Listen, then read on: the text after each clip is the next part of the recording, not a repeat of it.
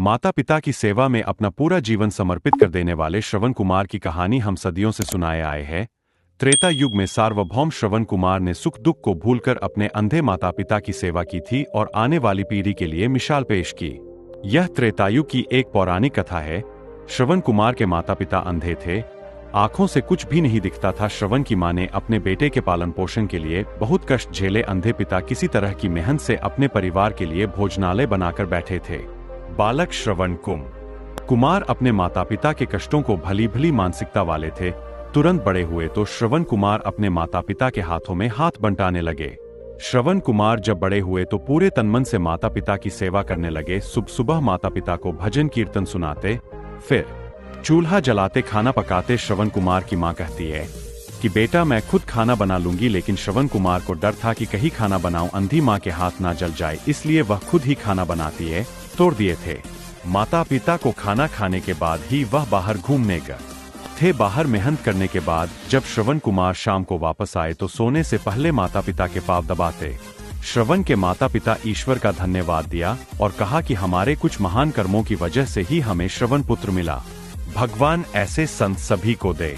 सब कुछ सुखद चल रहा था। माता पिता को चिंता हुई कि श्रवण का विवाह करा दिया जाए। अवसर श्रवण का विवाह भी कर दिया गया।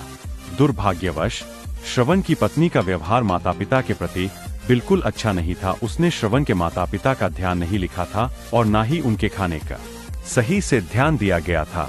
श्रवण ने अपनी पत्नी से अपनी शिकायत की तो भी पत्नी ने श्रवण की कोई बात नहीं मानी और जब श्रवण ने उसका विरोध किया तो वह घर छोड़कर अपने पिता के घर चली गई। श्रवण अपने माता पिता को कभी कुछ दुख नहीं होता था। एक दिन के इंटरव्यू में माता पिता ने कहा, बेटा बेटे जैसे बेटे को हम तो धन्य हो गए हैं।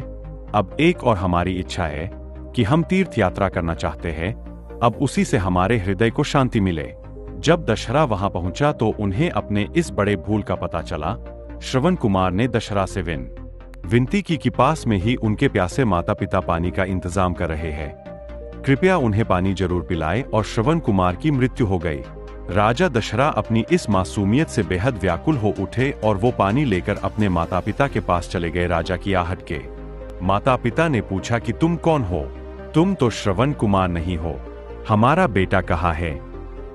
राजा दशरथ ने जब पूरी बात बताई तो माता दुखी होकर रोने लगी और विशाल ने ही प्राण त्याग दिया। मृत्यु से पहले माता पिता ने दिसंबर को श्राप दिया था कि जिस तरह हम अपने पुत्र के वियोग में यातनाएं देकर प्राण त्याग रहे हैं, एक दिन तू भी इसी तरह अपने बेटे के वियोग में कष्ट कर प्राण त्याग देगा।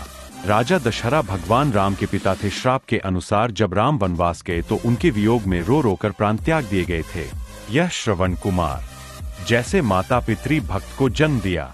माता पिता की इच्छा सुनकर श्रवण कुमार ने उन्हें तीर्थ यात्रा का जायजा लिया। उन दिनों रेल, बस और ट्रेन नहीं हुई थी। तब श्रवण कुमार ने 2 बड़ी टोकरियां ली और उन दोनों टोकरियों को एक एक टोकरी के दोनों ओर टांग लिया। इस तरह श्रवण कुमार ने एक खिलौने में अपने और दूसरे खिलौने में पिता को डांटा और डंडा अपने कंधे पर लादकर अपने माता पिता को तीर्थ यात्रा पर निकल पड़े। अपने स्वयं के खतरे के बिना कठिन और लंबी यात्रा के बाद श्रवण कुमार ने अपने माता पिता के साथ तीर्थ यात्रा की। श्रवण कुमार उन्हें कई तीर्थों पर लेकर गए और वहां का संपूर्ण दर्शन अपने पिता को बोलकर सुनाते थे। तो एक तरह से माता पिता श्रवण की आंखों से संपूर्ण तीर्थों के दर्शन कर रहे थे। यात्रा के दौरान एक बार श्रवण के पिता को प्यास लगी और उन्होंने श्रवण से पानी। राजा अभिषेक नक्षत्र जंगल में शिकार खेलने आए थे। राजा दशरथ शब्द भेदी बान में रहस्य थे। शब्द भेदी का अर्थ है केवल शब्द ही सुनने को मिलते हैं। श्रवण कुमार ने जैसे ही कलश में पानी डाला तो उनकी आवाज से अभिषेक को लगा कि कोई जानवर पानी पीने आया होगा। ये सिग्नल वो बन गए और वो बन गए श्रवण कुमार को जा लगा।